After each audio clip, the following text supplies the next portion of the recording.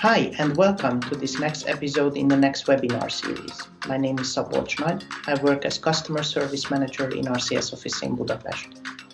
Together with my colleagues Anna Maria, Clemens, and Lucas, I have been also part of the Next task force. Today I have the privilege to walk you through the contents of our next episode, in which we will be focusing on the macro environment and macro dynamics. Should you have any questions, feel free to reach out to any of the team members. Enjoy the episode. Thank you for showing interest in our webinar series. Our goal in the project was to understand the pandemic's impact on various aspects of our business life and also to come up with placeholders that should help us better understand, better grasp the new situation that is in the making around us.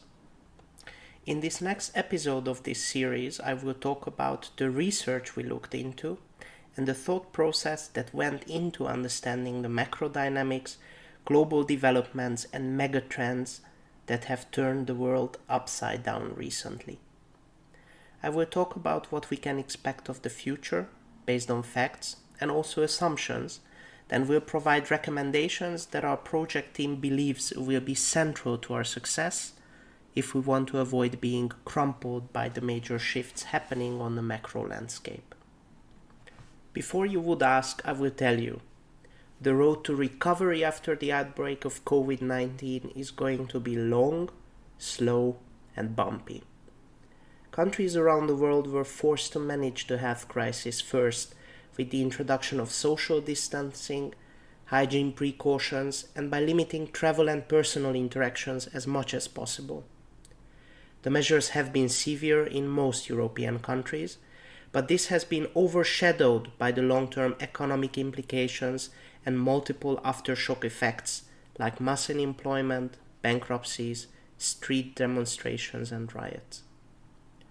As shown by the graph issued by the Board of Innovations, 5 major phases are foreseen.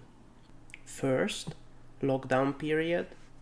Second, gradual exit from lockdowns.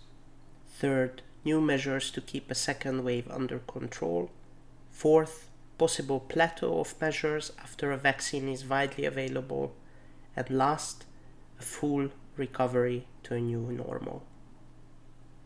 We are just entering the third phase, and already economic indicators published across Europe foresee severe impact on GDP and force countries to increase their deficit and debt while they fight to preserve jobs and simulate the local economies to restart.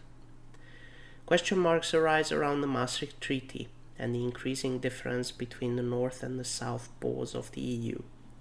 Governments may further subsidize market players that should have fallen into the grave already in order to keep unemployment in check. Despite all efforts, however, unemployment rates have started and will continue to rise, which will put disposable income and hence general demand under pressure. As a result of the lockdown, consumption patterns have been rapidly changing. More time at home, digital work, media and advertising pattern changes will push towards digital oversaturation that might lead to new offline habits. Low-touch behavior, a need for contactless solutions emerged as a necessity at first, like digital shopping, no travel, avoiding crowds or places of possible infection, just to name a few examples. All of these could easily be embedded into behavioral patterns of the masses over a longer period of time, or at least until a vaccine is fully available. In this highly complex macro environment, our project team mapped out a number of key drivers that have and will influence business and personal life in the short and mid-term. By evaluating these 35 drivers, we aimed at visualizing the impact of COVID-19 on a time horizon of 6 months, 12 months, and 3 years. Although the outcome being quite high level, we use these assumptions to test and validate our thought process throughout analyses we carried out in the other pillars of the project. It would be too much to go over all drivers in the form of this webinar, so I will only highlight what we consider being the most influential ones. The lockdown has impacted consumer spending and travel tremendously. Low-touch behavior, the need for contact-free interactions depressed traditional spending behaviors, at the same time boosting sales via e-commerce. The resulting demand drop forced companies to temporarily or even permanently close. In spite of government aids to facilitate short-time work, unemployment has been on the rise and is foreseen to cause long-term impact on disposable income. Government stimulus packages are aimed to mitigate this effect, which could potentially also lead to zombification of businesses. We expect business funding to be very limited on this time horizon and expect a decrease in traditional marketing expenditure and a shift towards digital media. While the previous driver assessment gives us a good overview of what to expect in general, it is also important to understand how various industries are impacted by the pandemic. A study carried out in May clearly shows which sectors have been most severely hit: air transport, sport and recreation, and travel-related segments. On the other hand, some industries have performed better than previous year thanks to changed behavior patterns during the lockdown period. To name a few: food, IT, cleaning and healthcare. Tourism as a sector was probably hardest hit. In April, revenues of the sector have been 86% below the level of last year, same period, which is a huge gap and is foreseen to improve only to minus 45% by end of the summer and to minus 35% by end of the year. You can hear more on how the performance of our customer base might have been influenced by the performance of the various industries in the episode about the customer pillar. While some industries are clearly winners of this turmoil, on a global scale, across all industries, we have seen a year-on-year drop of more than 5% already by May. So what recovery path can be expected on a macro level?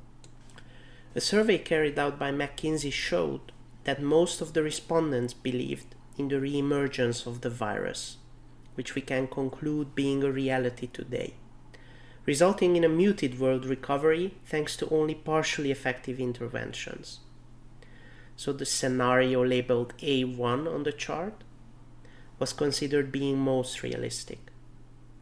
The second largest group believed a faster economic rebound, scenario A3, with a huge difference in GDP expectations compared to scenario A1.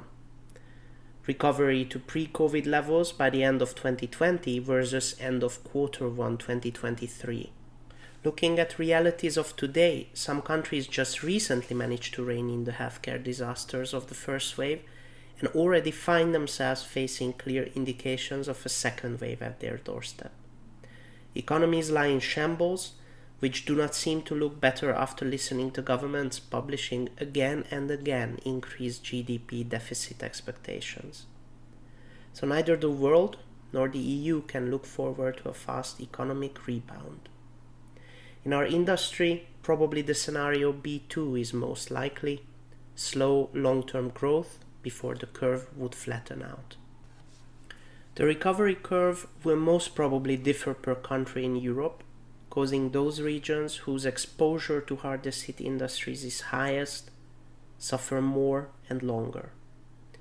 The bad is magnified further when the sectoral exposure within an area is combined with a high share of small businesses, whose reserves likely could not provide enough buffer to live through the lockdown period without redundancies, even permanent closures. As it is also visible on the maps, southern regions suffering more heavily will further emphasize the two-pole structure of the EU. Zooming out from Europe, the worldwide gap between emerging and developed markets is further widened as the capital floods high-risk markets in such economic turmoil. Emerging markets like Brazil, India, Indonesia, just to name a few, depend heavily on foreign direct investments to fuel their economies. With the collapse of investments, on the one hand, these countries will be forced to deplete their already low foreign reserves, while with the other hand, they need to be juggling lockdown measures in hope to avoid healthcare disaster that would cause greater decline in consumption and result in long-term economic depression. Despite governmental efforts to keep employment levels stable with the help of short-time work, dark clouds gather over Europe. Thanks to measures to keep subsequent waves of the pandemic under control, consumption habits and overall demand remain depressed, which according to McKinsey puts about 60 million jobs at risk. Job clusters like customer service, sales and food services are highest exposed due to the collapse of tourism and travel. As investments dry up, however, jobs in the building sector, as well as jobs related to mechanical installation and repair, are becoming above average danger zones. Apart from crisis management in the healthcare sector and labor markets, governments solidified businesses on the short term by offering loan guarantees. In some countries, even allowing a temporary suspension of interest payments in order to prevent a major economic collapse similar to what we have seen 10 years ago.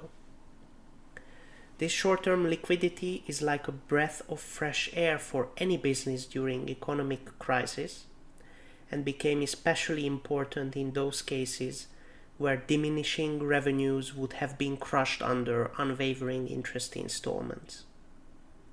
Unfortunately, on the downside, with this move also those zombies gain some strength who should have fallen into the grave already. Their demise postponed, these players are allowed to continue to wreak havoc in hope of squeezing some liquidity out of the market, at least on the short term. We have reached the conclusion section of this webinar. On the next slide, I will share the recommendations our project team puts forward. We have seen that during economic uncertainty, investments dry up. Forward-looking companies who invest in this time period and invest smart are able to gain competitive advantage against players who adopt a purely defensive survival stance. Therefore, we believe it is crucial that we continue to execute our strategy and stay ahead on the asset restructuring curve. Cash is king is how the saying goes, and this is even truer in a crisis. We should look for and grab any opportunity that secures our business liquidity on the short and mid-term. We have seen that certain sectors perform very bad during crisis, but there are also sectors performing better. Our focus should be to expand our foothold in sectors that are less exposed, like non-cyclical end-use segments of books, government sector, consumer goods, pharma industry. We have to address digital substitution in advertising, firstly by identifying and partnering with digital winners and steer them towards omnichannel approach, and secondly, by taking a more prominent role in promoting the value of touch and the experience of the printed product to engage customers in a low-touch world. The low-touch world is becoming the new normal, hence as an organization, we have to adapt to the permanent reality of the virus being present in our business life. Practices that we review have to include human capital preservation, talent acquisition, telework, and changes in travel practices. With that, I have reached the end of my presentation. Thanks for showing interest in our work by listening to this webinar. We hope we were able to inspire some interesting thoughts. Feel free to reach out to us with any questions or ideas around the content. And don't miss the next episode in the next webinar series. Stay safe and goodbye.